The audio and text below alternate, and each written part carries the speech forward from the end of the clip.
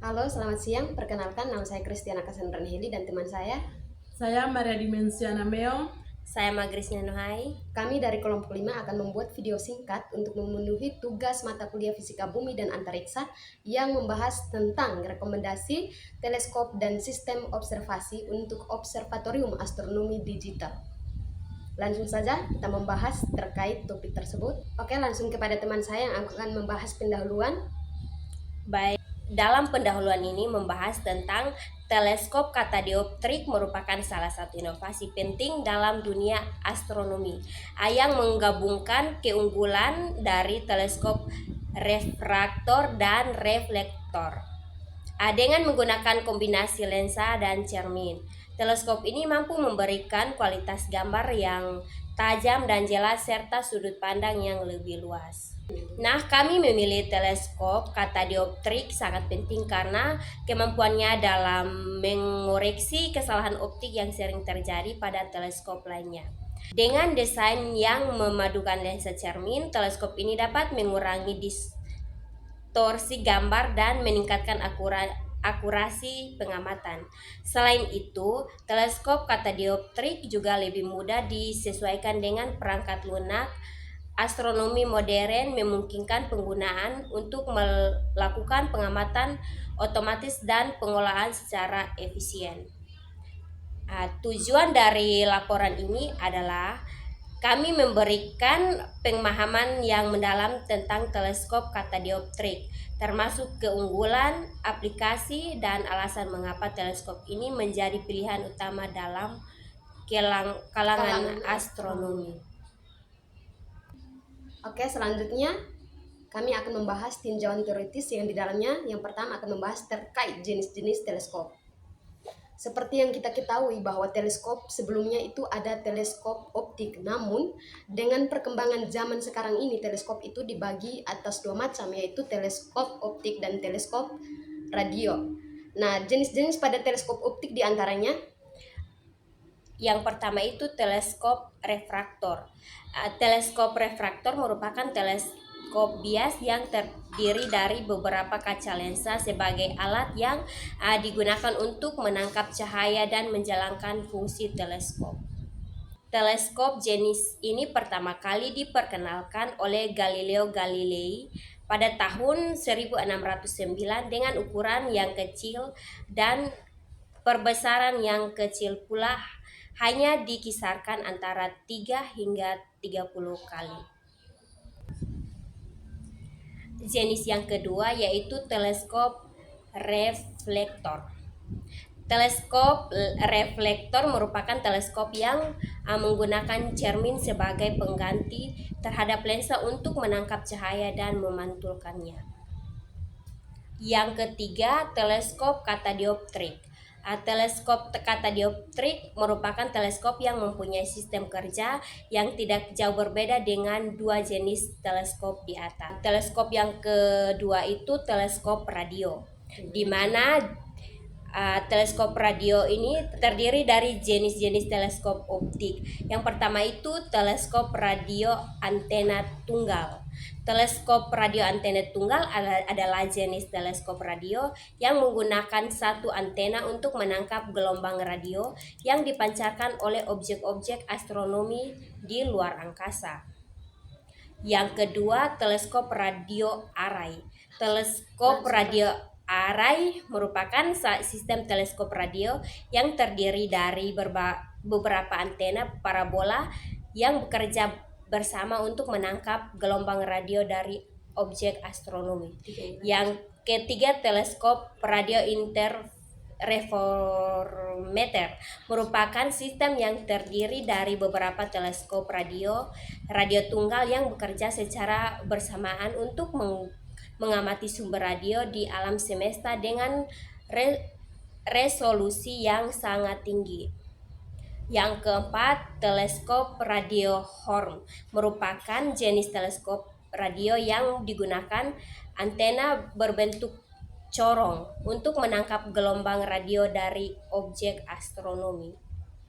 Yang kelima, teleskop radio helix merupakan jenis teleskop radio yang menggunakan antena berbentuk helix untuk menangkap gelombang radio dari objek-objek astronomi. Sekarang kita masuk pada materi tentang link gathering power and resolving power. Yang pertama itu link gathering power atau daya pengumpulan cahaya. Adalah ukuran penampakan teleskop untuk mengumpulkan cahaya lebih banyak dibandingkan mata manusia. Berikutnya ada prinsip dasar daya pengumpulan cahaya. Yang pertama, lensa dan cermin. Teleskop menggunakan lensa dalam teleskop refraktor atau cermin dalam teleskop reflektor untuk mengumpulkan dan memfokuskan cahaya. Kemudian kita menghitung LGP dengan rumus LGP alfa D besar per D kecil kuadrat. Yang ketiga itu fokus cahaya. Setelah cahaya dikumpulkan, teleskop memfokuskan cahaya tersebut ke titik tertentu sehingga dapat dilihat dengan jelas oleh mata pengamat. Berikutnya kita masuk pada faktor-faktor mempengaruhi daya pengumpulan cahaya. Yang pertama itu diameter lensa atau cermin, yang kedua kualitas optik, yang ketiga batas magnitudo. Berikutnya pentingnya LGP dalam astronomi. Yang pertama itu pengamatan objek jauh, yang kedua detail gambar, yang ketiga perbandingan dengan teleskop lain. Selanjutnya itu ada resolving power atau daya pemisah. Resolving power adalah kemampuan suatu instrumen optik untuk membedakan antara dua objek yang sangat dekat satu sama lain.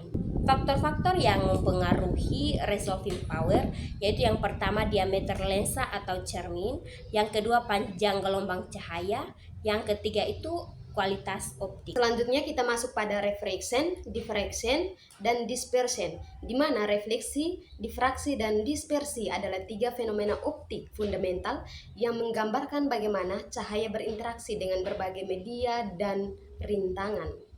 Selanjutnya kita akan membahas CCD dan teknologi deteksi cahaya lainnya.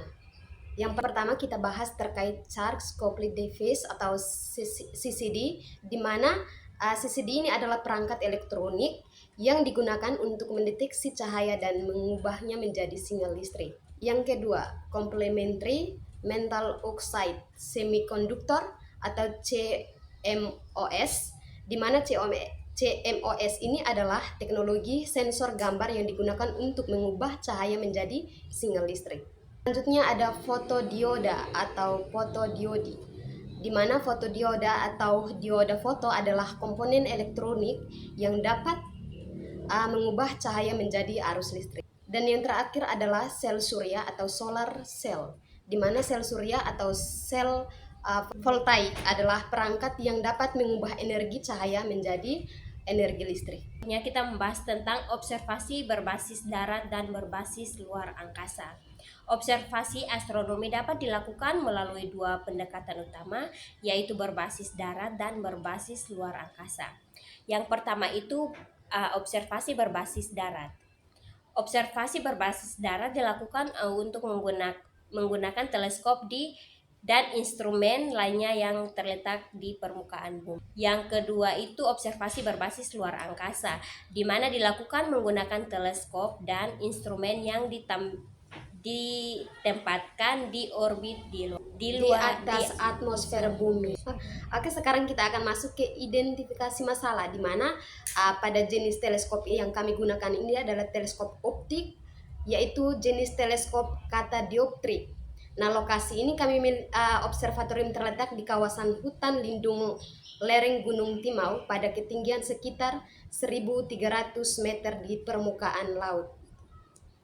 Selanjutnya, jenis objek langit yang diamati itu objek redup, yaitu gugus bintang. Keterbatasan teknis, yaitu biaya produksi, pemeliharaan, dan efek atmosfer. Sedangkan untuk estimasi biayanya itu yang pertama teleskop katadioptrik membutuhkan biaya sebesar 200 sampai 400 miliar. Yang kedua kamera CCD membutuhkan biaya 20 sampai 50 miliar. Yang ketiga, infrastruktur data memerlukan biaya 50 sampai 1000 miliar. Dan yang terakhir itu bangunan observatorium memerlukan biaya 150 sampai 300 miliar. Ya, baik, di sini kita akan jelas materi yang berikut, yaitu analisis dan solusi. Yang pertama, analisis, yaitu terdiri dari uraian optik teleskop katadioptrik. Teleskop katadioptrik adalah jenis teleskop yang menggabungkan lensa dan cermin untuk mengumpulkan cahaya dan menghasilkan gambar. Berikut ada beberapa opsi dan tipe teleskop katadioptrik yang diumumkan. Yang berikut yaitu Smith Cassegrain, yaitu teleskop ini menggunakan cermin cekung sebagai elemen utama untuk memfokuskan cahaya dengan lensa karakter di bagian depan untuk mengoreksi observasi optik. Kelebihannya itu desain kompak dan Portabel, mudah dibawa. mudah dibawa. Yang berikut memiliki panjang fokus yang panjang, memungkinkan pembesaran tinggi. Yang berikut cocok untuk asmorfologi dan pengamatan objek langit jauh. Yang berikut keterbatasan. Yang pertama yaitu memerlukan kalibrasi yang tepat dan perawatan rutin untuk menjaga kualitas gambar. Kedua adalah Maksutaf Cassegrain, di mana mirip dengan Cassegrain, tetapi menggunakan lensa keroktor yang lebih tebal dan cermin cekung untuk memfokuskan cahaya. Di mana kelebihannya itu yang pertama, kualitas gambar sangat baik dan sangat baik dengan sedikit aberasi. Yang kedua, desain yang kompak, ideal untuk pengamatan yang sering berpindah lokasi. Dan yang ketiga itu sangat baik untuk pengamatan planet dan bulan.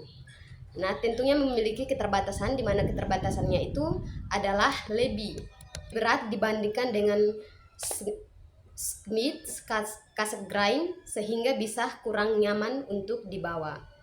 Yang ketiga, katadioptrik refraktor, di mana pada katadioptrik refraktor teleskop ini menggabungkan elemen refraktor dengan elemen reflektor, memberikan fleksibilitas dalam pengamatan.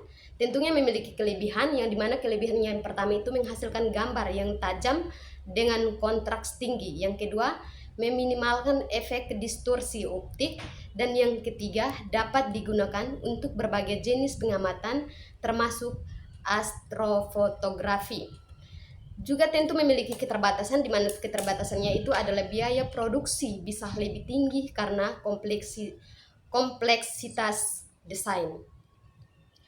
Yang keempat atau terakhir adalah teleskop katadioptrik berbasis darat, yaitu teleskop ini dirancang khusus untuk penggunaan di observatorium darat dengan fitur-fitur tambahan seperti sistem pendingin untuk sensor CCD. Kelebihan yang pertama, dapat memahami fluktuasi suhu dan kelebihan lebih baik dibandingkan teleskop biasa. Yang berikut memungkinkan pengamatan dalam berbagai kondisi cuaca. Keterbatasan biaya operasional dan pemeliharaan yang lebih tinggi. Berikut perbandingan kelebihan dan kekurangan. Aspek yang pertama yaitu kualitas gambar. Kelebihannya itu menghasilkan gambar yang tajam dan kejelasan dengan distorsi minimal. Yang kekurangannya itu memerlukan kalibrasi yang tepat untuk menjaga kualitas gambar. Yang aspek yang lain kompak, yaitu desain yang lebih ringkas dan portabel dibandingkan teleskop refraktor besar. Kekurangannya itu memungkinkan lebih berat dibandingkan teleskop refraktor, tergantung pada ukuran. Aspek yang berikut yaitu untuk aspek yang berikut itu adalah fleksibilitas, di mana kelebihannya itu dapat digunakan untuk berbagai jenis pengamatan termasuk astrofotografi. Sedangkan kekurangannya itu adalah biaya awal bisa lebih tinggi karena kompleksitas desain. Aspek yang berikut mengumpulkan cahaya dengan efisien, cocok untuk objek redup. Kekurangannya itu tidak seefisien teleskop refraktor besar dalam pengamatan objek sangat redup. Yang berikut pemeliharaan. Memiliki komponen yang lebih sedikit dibandingkan teleskop refraktor besar. Kekurangannya itu sistem optik kompleks memerlukan perawatan rutin untuk menjaga performa. Yang berikut akurasi koreksi. Kombinasi lensa dan cermin memberikan akurasi tinggi dalam mengoreksi kesalahan optik. Kekurangannya itu penggunaan lensa tambah dapat menambah biaya dan kompleksitas. Nah, selanjutnya kita masuk pada pertimbangan faktor atmosfer, biaya, dan jenis pengamatan. Dalam mempertimbangkan faktor atmosfer, biaya, dan jenis pengamatan untuk observatorium atmosfer yang menggunakan teleskop katadioptrik, terdapat beberapa pertimbangan. Yang pertama itu faktor atmosfer. Dalam faktor atmosfer yang dipertimbangkan adalah stabilitas atmosfer. Nah, biaya investasi awal, sedangkan jenis pengamatan itu pengamatan objek langit terang. Nah, sekarang kita akan membahas terkait perangkat pendukung seperti CCD, sistem kontrol, dan penyimpanan data. Di mana dalam merancang observatorium astronomi, perangkat pendukung seperti kamera, CCD, sistem kontrol, dan penyimpanan data sangat-sangatlah penting untuk memastikan pengamatan yang efektif dan efisien. Nah, berikut uraian lengkap mengenai masing-masing perangkat. Yang pertama itu kamera CCD, di mana fungsi dari kamera CCD ini adalah dapat digunakan untuk menangkap cahaya yang dikumpulkan oleh teleskop dan mengubahnya menjadi sinyal digital. Untuk sistem kontrolnya itu sistem kontrol komponen penggunaan sistem kontrol ini adalah salah satu komponen yang sangat penting untuk mengelola operasi teleskop dan perangkat lainnya, di mana fungsinya itu adalah untuk mengontrol pergerakan teleskop, membuka dan menutup kubah observatorium, serta mengatur parameter pengamatan seperti exposure dan filter. Selanjutnya pada penyimpanan data. Dalam penyimpanan data, aspek ini sangat penting, di mana aspek krusial dalam observatorium modern karena volume data yang dihasilkan dari pengamatan bisa sangat besar. Untuk itu, fungsi dari penyimpanan data ini adalah menyimpan gambar dan data yang dihasilkan oleh kamera CCD serta informasi terkait pengamatan lainnya. Untuk itu, kami dari kelompok kami memberikan saran terkait pengamatan tersebut, di mana Observatorium Nasional Timau di Nusa Tenggara Timur merupakan proyek ambisius yang bertujuan untuk mengembangkan pusat penelitian astronomi dan eduksi sains. Nah, ada beberapa solusi terkait pengembangan observatorium. Yang pertama itu adalah teknologi teleskop modern. Perlu dilengkapi dengan teleskop optik berukuran 3,8 meter yang menggunakan teknologi cermin segmentasi mirip dengan yang digunakan pada James Webb Space Telescope. Yang kedua, tentunya yang dipersiapkan adalah sensor geomagnet, di mana selain teleskop, observatorium juga dilengkapi dengan sensor geomagnet yang dapat mendeteksi interaksi kemagnetan di luar angkasa seperti badai matahari. Yang berikut tentunya kita sesuaikan dengan kondisi lingkungan ideal, di mana wilayah NTT dipilih karena memiliki kondisi ideal untuk pengamatan astronomi dengan 66% malam mendukung pengamatan selama lebih dari 8 jam per malam sepanjang tahun. Selanjutnya itu ada edukasi kolaborasi. Nah, observatorium Timau tidak hanya berfungsi sebagai pusat riset, tetapi juga sebagai tempat edukasi sains bagi masyarakat setempat. Dan yang terakhir itu ada pengelolaan dan kebijakan. Nah, dalam pengelolaan kawasan, observatorium perlu didukung oleh kebijakan yang kuat dari pemerintah untuk memastikan keberlanjutan fungsi observatorium sebagai pusat penelitian dan wisata. Materi yang berikut yaitu rekomendasi. Yang pertama, jenis teleskop dan sistem deteksi yang dipilih. Yang pertama itu teleskop. Teleskop katadioptrik berukuran 3,8 meter dengan desain cermin segmentasi. Yang berikut sistem deteksi. Kamera CCD berpendingin akan digunakan sebagai sistem deteksi utama. Yang berikut lokasi observatorium, yaitu darat. Observatorium akan dibangun di Gunung Timau, Kupang, NTT. Yang berikut justifikasi ilmiah dan praktis. Yang pertama, justifikasi ilmiah. Yang pertama itu kemampuan pengamatan. Yang berikut teknologi canggih. Sedangkan justifikasi praktis yaitu terdiri ada 3 bagian. Yang pertama, kondisi lingkungan ideal. Yang kedua, dukungan untuk penelitian dan edukasi. Yang berikut, pengembangan ekonomi lokal. Nah, terkait materi ini dapat kami simpulkan bahwa untuk Observatorium Nasional di Nusa Tenggara Timur direkomendasikan penggunaan teleskop katadioptrik berukuran 3,8 meter dan sistem deteksi menggunakan kamera CCD berpendingin dengan lokasi observatorium yang terletak di daratan Gunung Timau.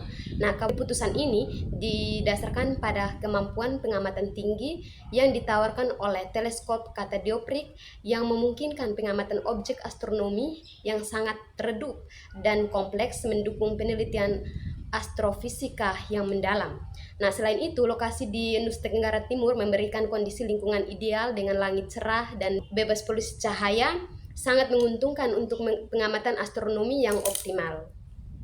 Untuk itu, observatorium ini juga diharapkan dapat memberikan dampak positif bagi masyarakat setempat dengan berfungsi sebagai pusat penelitian dan edukasi, serta meningkatkan pariwisata lokal sehingga memberikan manfaat ekonomi bagi komunitas. Oleh karena itu, dengan keputusan kami, Observatorium Nasional Timau diharapkan dapat menjadi pusat penelitian astronomi terkemuka di Asia Tenggara, berkontribusi pada pengetahuan ilmiah sambil memberdayakan komunitas lokal. Oke, sekian presentasi kami. Selamat siang, terima kasih. Mohon maaf jika pada penyampaian materi kami ada kekurangan. Mohon dimaafkan.